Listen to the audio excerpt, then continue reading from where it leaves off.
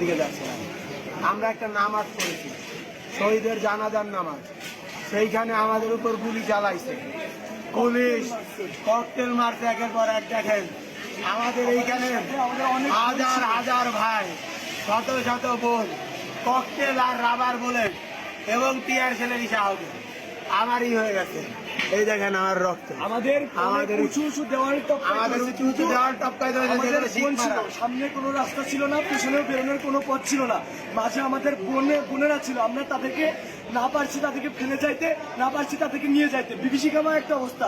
এই অবস্থায় প্রশাসন যারা বাহিনী আছে আমাদেরকে পেছনেও যাওয়ার সুযোগ দিচ্ছে না, সামনেও যাওয়ার সুযোগ দুই দিক থেকে মারতেছে। অনবরত শুধু হচ্ছে ককটেল নিক্ষেপ করছে, রাবার বুলেট নিক্ষেপ করছে পিছন দিকে সামনে দিকে। অনেকেই ওই পার হয়ে আসতে গিয়ে অনেকে আহত হয়েছে, কারো হাত ভাঙছে, কারোর পা ভাঙছে, সবাই অনেকে ইনজুর। খুবই খারাপ অবস্থা, অনেকের সেন্সলেস হয়ে যাচ্ছে আমাদের মেয়েরা। আমরা তাও একটা বড় দেয়াল টপকে যেখানের ভিতরে শিখছিল, সেখানের ভিতরে বাধা ছিল, আমরা আসছি, কিন্তু আমাদের বোনরা আসতে পারে না, তারা এখন মার খাচ্ছে। আমরা আমাদের বোনদের যতগুলো পাশে উদ্ধার করছি, অনেকেই ওখানে ইনজুর। সবাইকে বলতে চাই, আমাদের জীবন গেলে যাবে, আপনারা গোটা বাংলাদেশ, গোটা জাতির কাছে আমাদের একটাই বার্তা, আপনারা ঢাকা বিশ্ববিদ্যালয় সহ বাংলাদেশের প্রতিটি বিশ্ববিদ্যালয়, প্রতিটি শিক্ষা প্রতিষ্ঠান সহ গোটা বাংলাদেশকে রক্ষা করুন।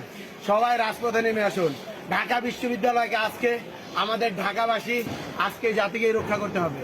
পুরো জাতি এই চলে আসুন, পুরো জাতি ঢাকা বিশ্ববিদ্যালয়ে সবাই ঢাকা বিশ্ববিদ্যালয়ে নেমে আসুন। ঢাকাবাসী যারা আছেন, আশেপাশের যারা আছেন, সকলেই ঢাকা বিশ্ববিদ্যালয়ে চলে আসুন। পুলিশি ব্যারিকেড কিচ্ছু ভাঙবেন না।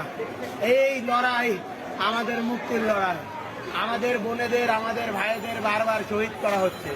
সেই শহীদের জানাজা পরে আমরা যখন কফিন মিছিল দিচ্ছিলাম, সেখানেও আমাদেরকে উপরে স্যান্ডউইচ করে ভিসি চত্বর এবং টিএসসি দুপাশ থেকে আমাদেরকে ককটেল মেরে, রাবার বুলেট মেরে, আমাদেরকে টিয়ার সেল মেরে আহত করা হচ্ছে। এখনো মারা হচ্ছে।